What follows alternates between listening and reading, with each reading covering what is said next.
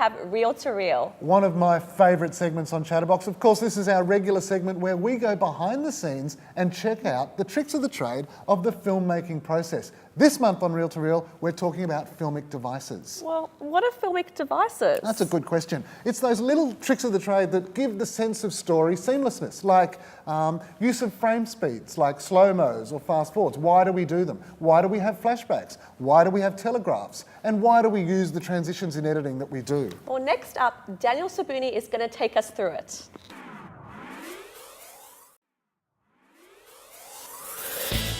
Thanks, Ben and Marissa. Hey guys, my name is Daniel Sabuni. I'm a young film director in Australia.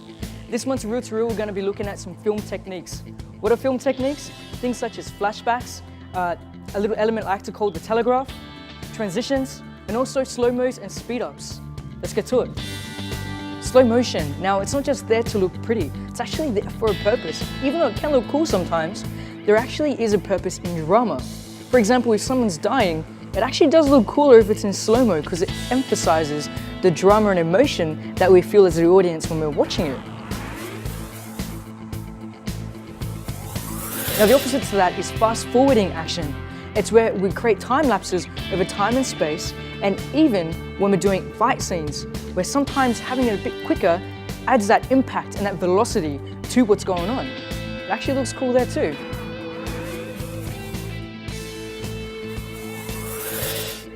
It actually looks cool there too. Now, you may have seen these in films. These are called flashbacks. Now, we use these to provide backstory to a character so we can find out a bit more about them and who they are and why they are the way they are today when you're watching it in the film. It's also used to provide exposition or information to further advance the plot of the story.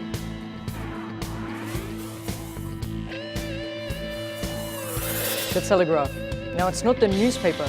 It's actually an industry term that we use every day in script writing, and it basically means that we provide you with events and scenarios that happen throughout the story before the actual event occurs. It's kind of like an allude to the future. Now, a great example of the telegraph will be when someone's on their way driving home and they're holding a knife, and we cut to another room where there's a woman in bed sleeping. Put two and two together, she's about to get murdered. That's a telegraph, a message.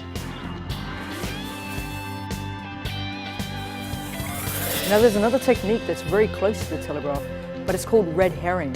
And that's where we throw you off the scent of the storyline by misleading clues. For example, in a murder mystery, you might find some tire tracks leading from the victim's house, but it ends up being towards a character that isn't the murderer in the first place. Now that is a red herring. Now, these are just some of the techniques that filmmakers like to use. Now, we use these because it helps attach the audience to the story and creates emotional responses. And overall, it makes a great film. Back to you guys. Next up, we have our regular segment with Jackie called the Bulletin Box. This is the part of the show where we go all around the nation to find out what's going down in your part of town. And speaking of going all around the nation, this is your chance to get involved with Chatterbox. You should join our Facebook page. We're trying to get to 200 likes in the month of September, and there will be a very special mystery prize for the lucky person that is our 200th like. And what's that mystery prize? Well, it's a mystery for a reason I'm not telling, but let's have the magical mystery tour around the country with Jackie on the Bulletin Box. Hey guys, it's Jacquiitah here taking over the Bulletin Box from Mr. Andy Mintru while he does some ninja moves somewhere in the country. Now, heading down south, we're going to the Oz Asia Festival, and that's happening from the 14th to the 30th of September. And if you want to experience everything in Asian cultures, this is a place to be. From arts to film to exhibitions to forums and more. We definitely recommend you check out the website, and that's ozasiafestival.com.au. Thank you. Next, we're going up north to the Northern Territory for the Mulbalil Festival, and that's a one-day celebration on the 14th of September. Now, from midday to midnight, the Jabru area comes alive with live Indigenous art, there's kids workshops, there's even local bands featuring a lot of the local Indigenous acts from the Jabru area. Pretty interesting. Now, we think you should head to the website, and that's mulbalilfestival.com, because you know why. There's also a magpie goose cooking competition and a spear throwing competition. And we know everyone wants to take part in that, so definitely head to the festival website and check out more.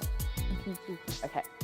Now let's head to Victoria for the Spring Migration Festival, and this is to celebrate the gay and lesbian communities of Yakandanda. The theme this year, Make Your Own Fun. And that's happening from the 14th to 16th of September. So head to the website springmigration.com.au. So yeah guys, make your own fun.